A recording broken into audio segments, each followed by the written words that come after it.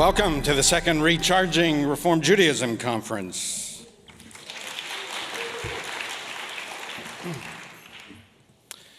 We meet at one of the most consequential times in Jewish history. The world has changed dramatically since we last convened 1 year ago. The skies of Jewish life are cloudier, the horizons murkier. It is dark in the sunshine and difficult to see. As Mark mentioned, we had not planned to gather this year, but the cascading impacts of October 7th on Israel and world Jewry convinced us that the hour demands intense and focused attention by the North American Reform movement. It will be good for us to spend these 2 days together, to find comfort, consolation, and strength in each other's embrace. We are still traumatized. The cataclysm is so profound that it will take years to fully understand. Time froze. It is still October 7. We have not yet moved on. Our anguish is too raw, our fear and uncertainty too pervasive. The battles are still raging. Israelis are still dying. Palestinians too.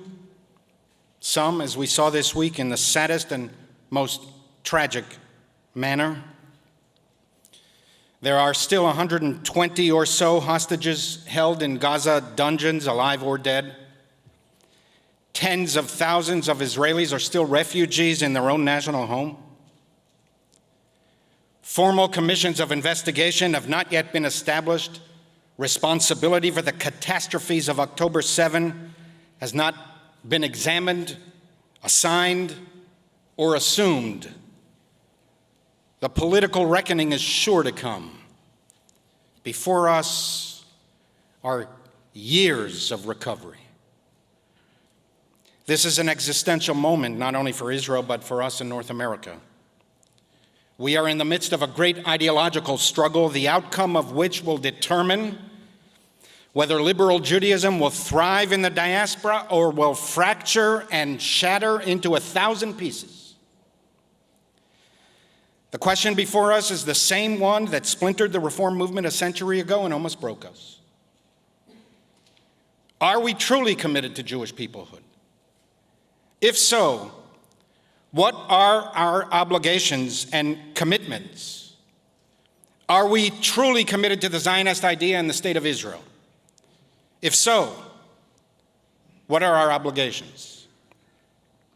We thought that we had resolved these tensions by mid-20th century in the aftermath of the Holocaust and the founding of Israel.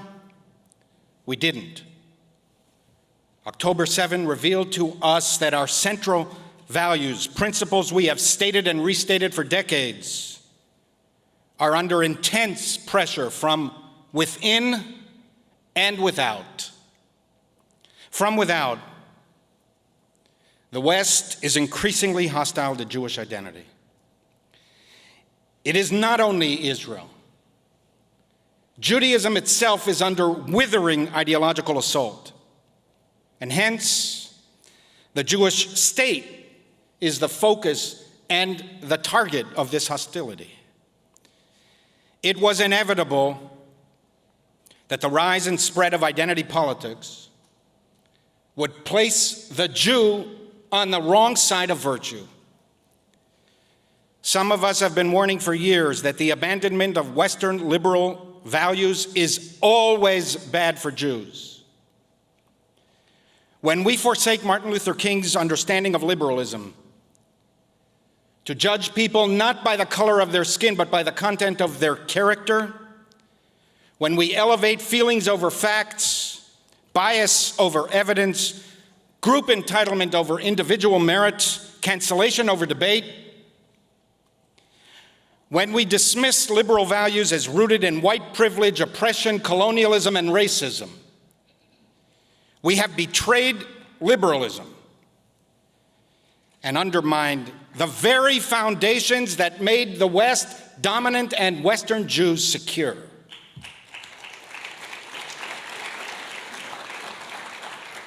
The passions unleashed by an illiberal state of mind threaten both the West and Western Jews.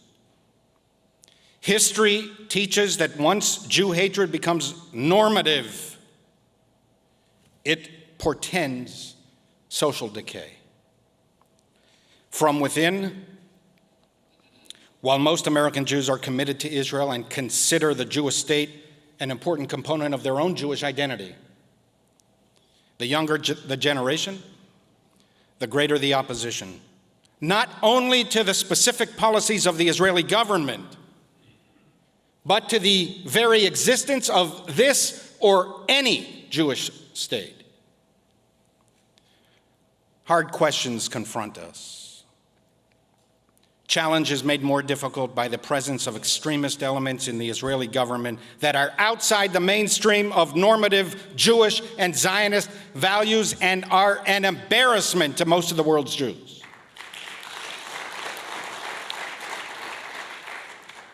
I hope that in our plenums and workshops we discuss the impact of the current government on American Jews, especially younger ones, who have come of age knowing essentially only right-wing Israeli governments. I will address three broad challenges of the many that we will engage in the next 2 days. We owe each other a blunt and candid conversation. First, because the times call for it. And second, out of respect, affection, and concern for our movement. Since we represent the large plurality of North American affiliating Jews, the responses we formulate will impact dramatically on the future of American Jewry. 1, what have we taught our youth? What are the ramifications of this new period of Jewish history on how we will instruct our youngsters moving forward? In December 2023, over 1,200 current members and alumni of the Union for Reform Judaism, mostly young, signed a letter to the movement's leadership demanding we support an immediate ceasefire. It is, of course, appropriate to debate whether and when a ceasefire should come into effect. It is legitimate, even desirable, to criticize Israeli policies. Many of us do this frequently. It is proper, even necessary, to mourn the loss of life, dislocation, and misery of Palestinian civilians, despite our ubiquitous underestimation of their widespread support of and collaboration with Hamas. To bring attention to this human suffering is not anti-Semitic or necessarily anti-Israel. Judaism does not rejoice in or glorify the deaths of our enemies, let alone non-combatants, even if inflicted in a just war. But the most revealing part of the letter was the signatories' responses as to why they signed it. Over and over again, they mentioned the URJ's complicity in genocide, ethnic cleansing, the oppression of the Palestinian people, and Israeli apartheid and colonialism.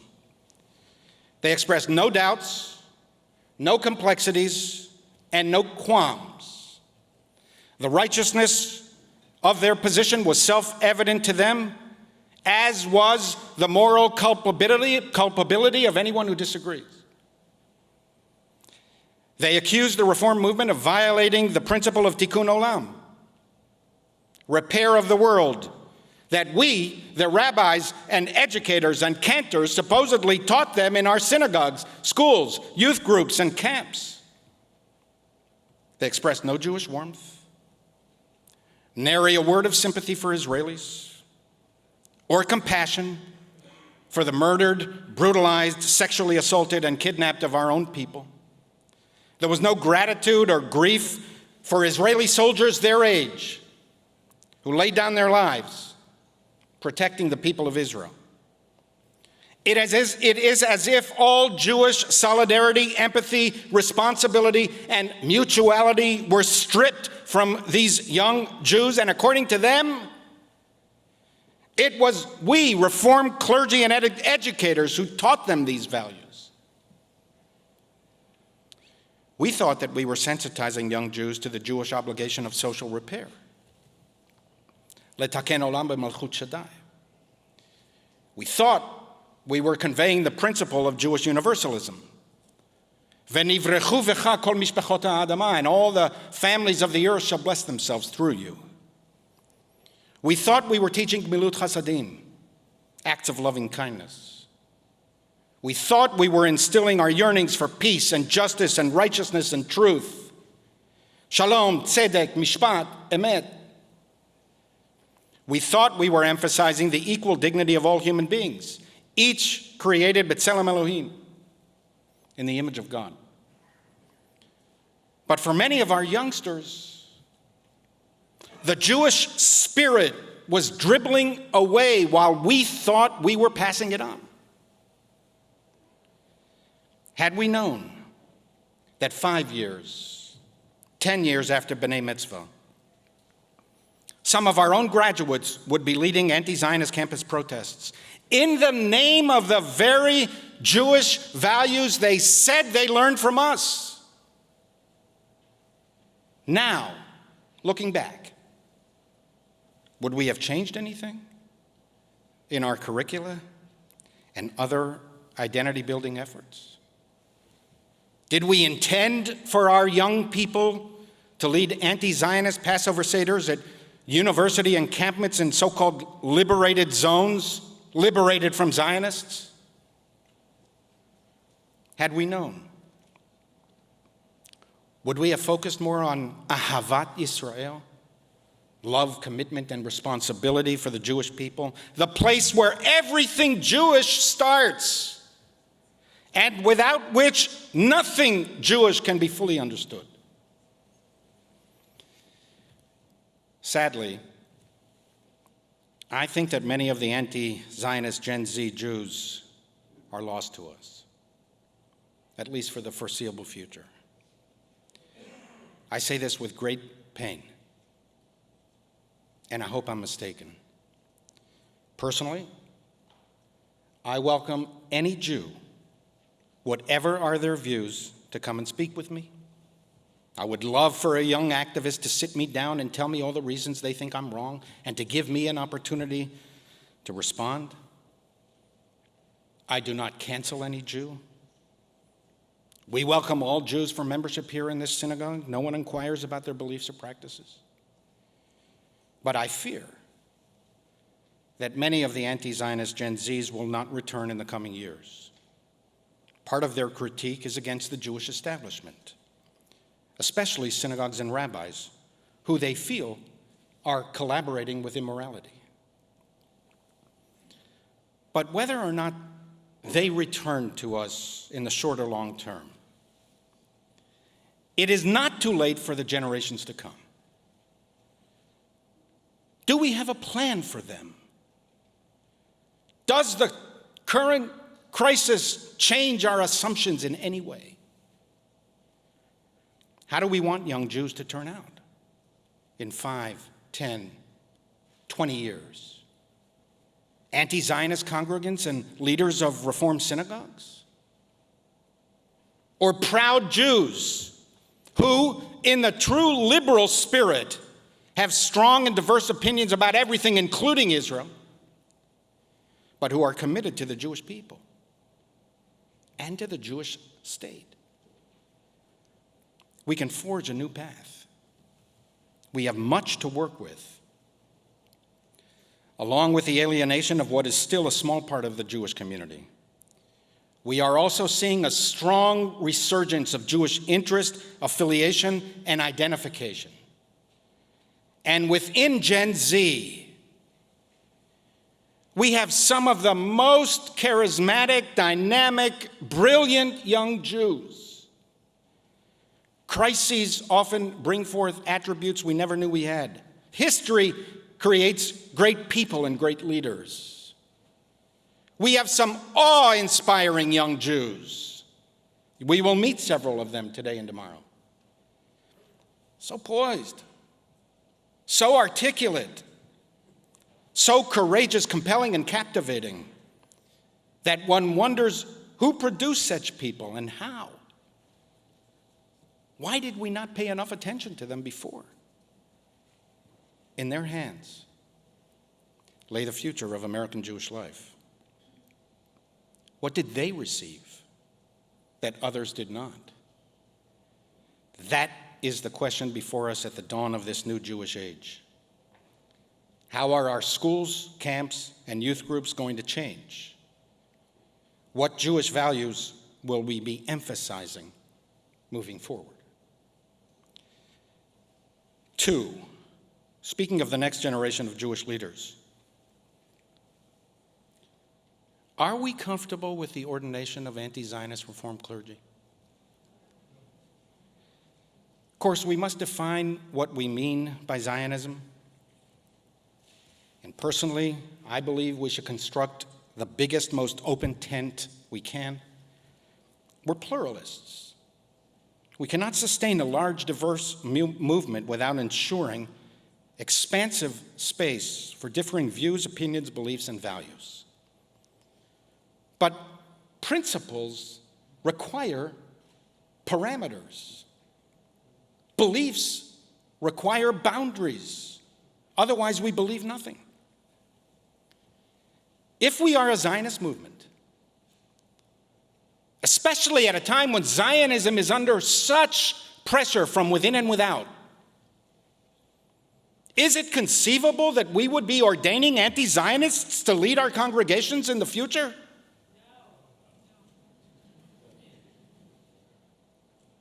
Is there a future for such a movement?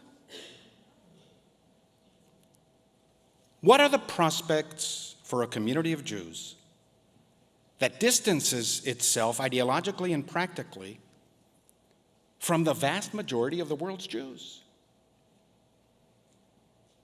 And in such periods of hostility, when other liberal seminaries are wavering on their Zionist commitments, should we not place at the center of our ambitions the training of leaders equipped with the deepest possible love for and understanding of Israel, Zionism, and Jewish peoplehood?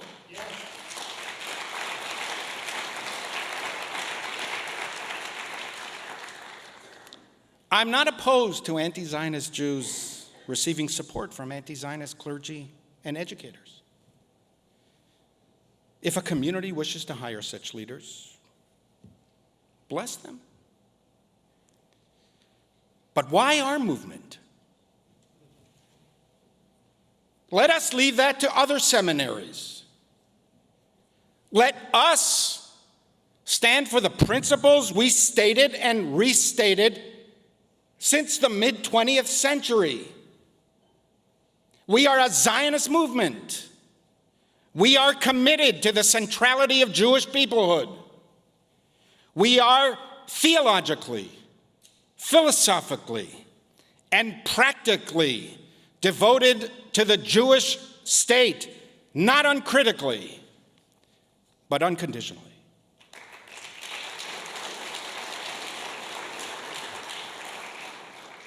Can we not agree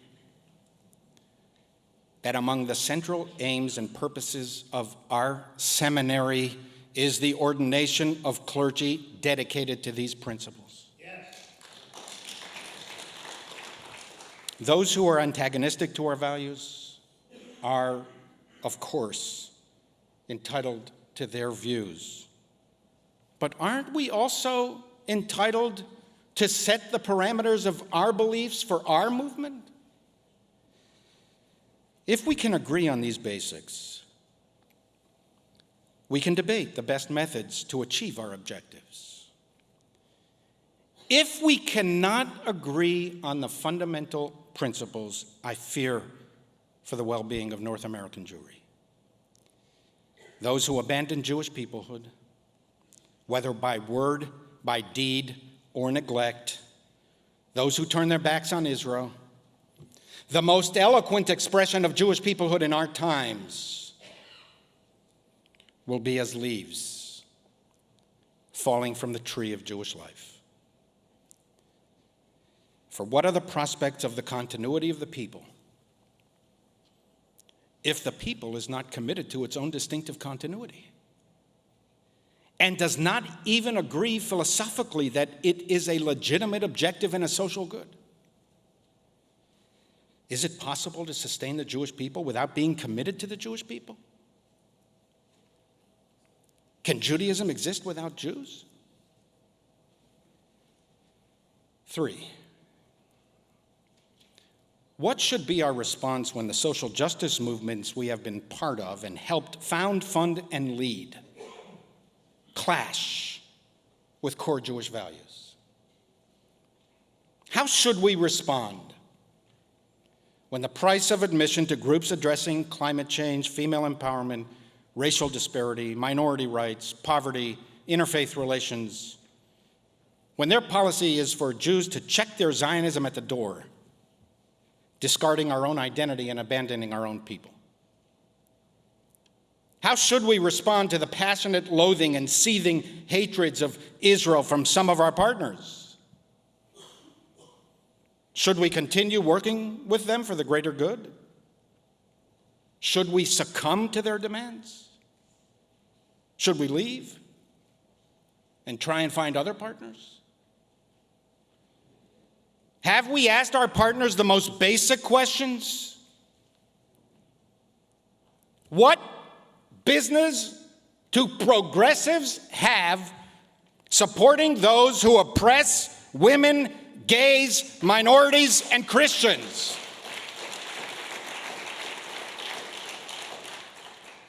Why do so many young Americans support Hamas, which is opposed to everything we in the West believe? Why do young adults especially, who are so acutely sensitive to the assignment of moral accountability, fail to assign moral agency to the Palestinians? Why treat them as passive victims bearing no political or moral responsibility for their actions? How to explain the failure of university administrators to enforce their own policies? Is it just the uneven quality of leadership?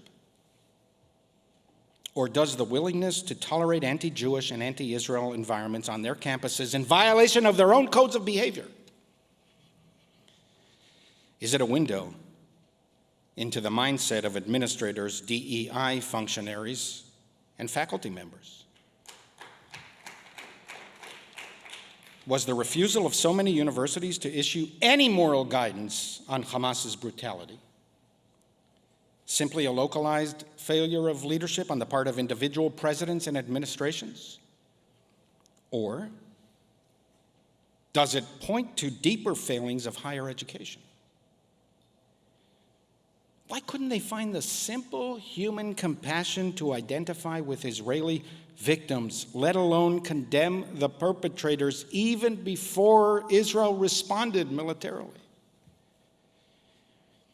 Is there a moral rot at the very core of these institutions that have been entrusted by us to teach and preserve Western liberalism? When we established the Religious Action Center in 1962, within a short period of time, we became participants in and leaders of the struggle for civil rights. Parts of the two great legislative acts that helped define the 60s, the Civil Rights Act of 1964 and the Voting Rights Act of 1965, were drafted in the conference room of the Religious Action Center. I heard this story many times from my father. Martin Luther King and a multitude of civil rights leaders were frequent visitors to the RAC. They were invited to use the conference room as a sort of home away from home.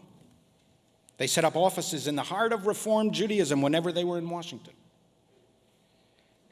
The RAC was founded to advance the liberal values of justice, inclusivity, tolerance, respect, human dignity, love, unity, and peace.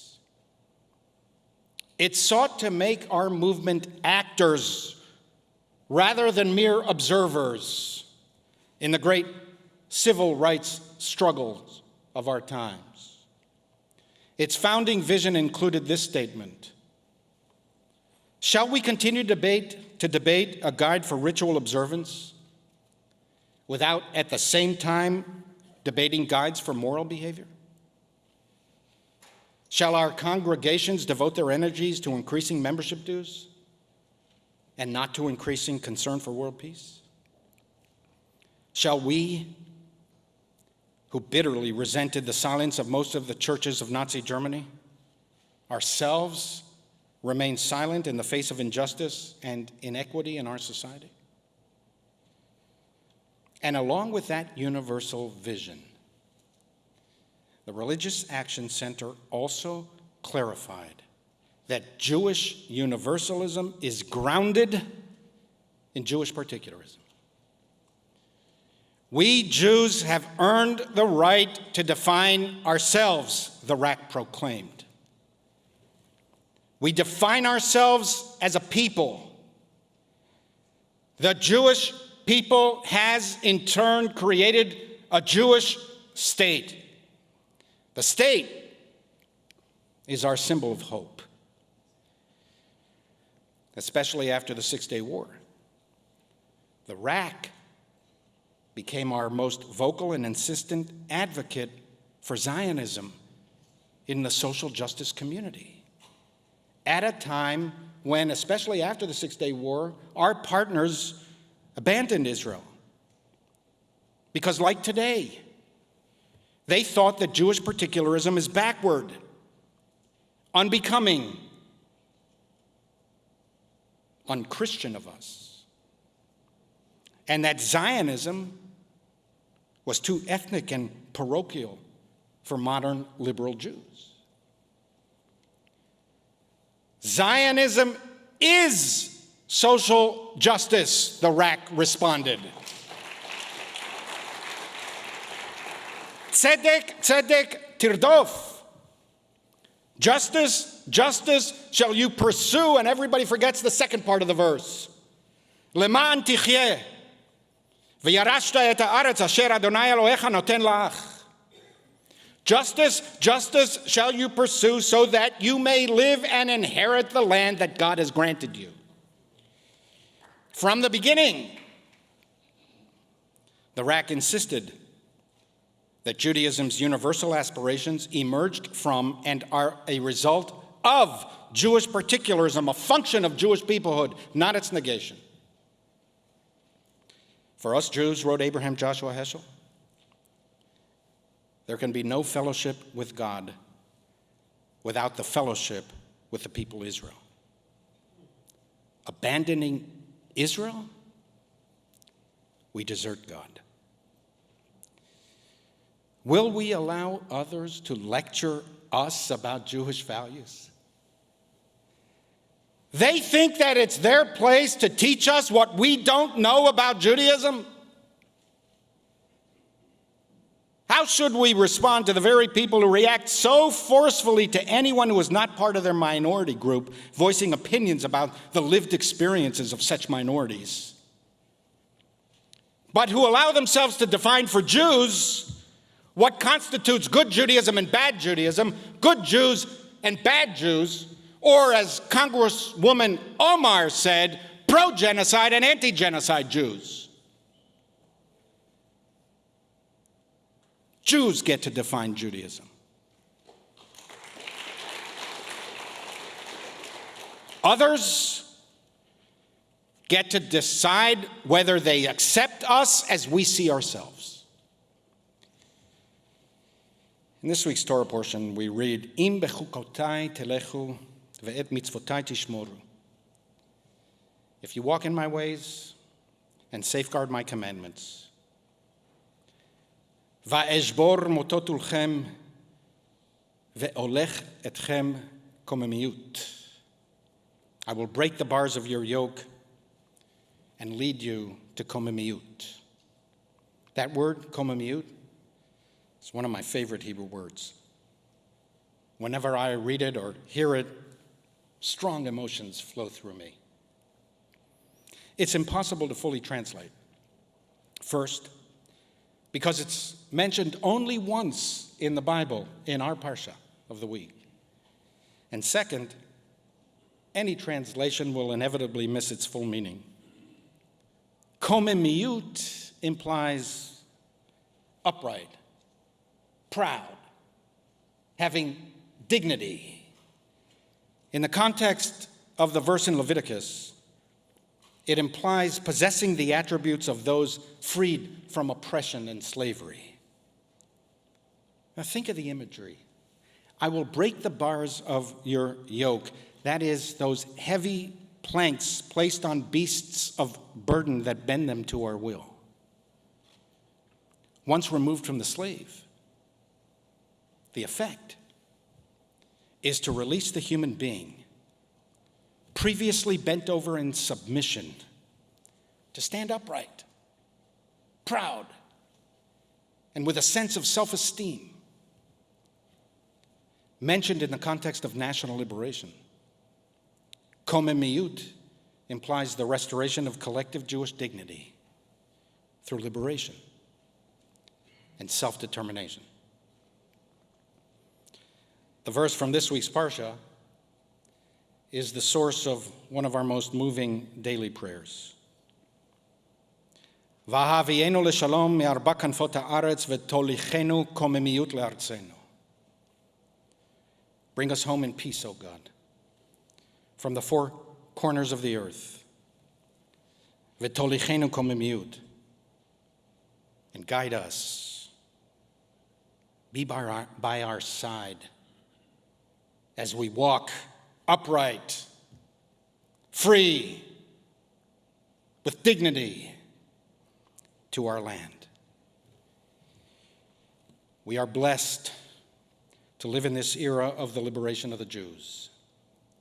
For millennia, we yearned, prayed, and died for the right to live free in our own land, the land of Zion and Jerusalem.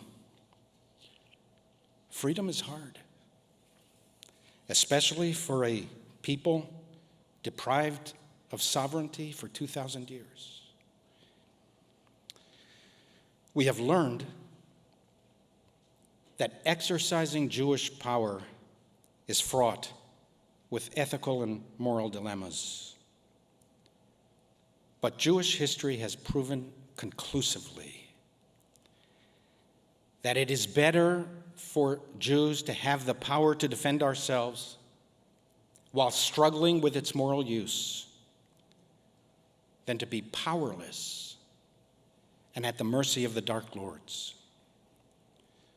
October 7 revealed to us what our enemies wish to do on a grand scale, irrespective of our personal beliefs, if they ever acquire the power to execute their murderous aims.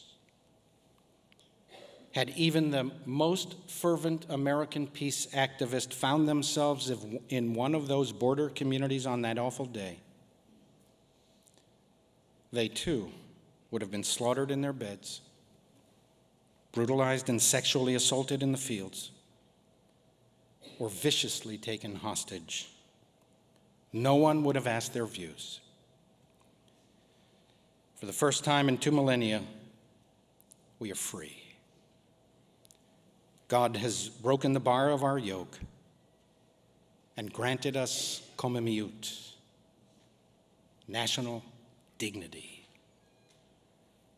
Let us brace ourselves to our duties and so bear ourselves as to prove worthy of this great and awesome gift. Baruch atah Adonai habocher be'amo Yisrael be'ahava. Praised are you, O God, who has chosen your people Israel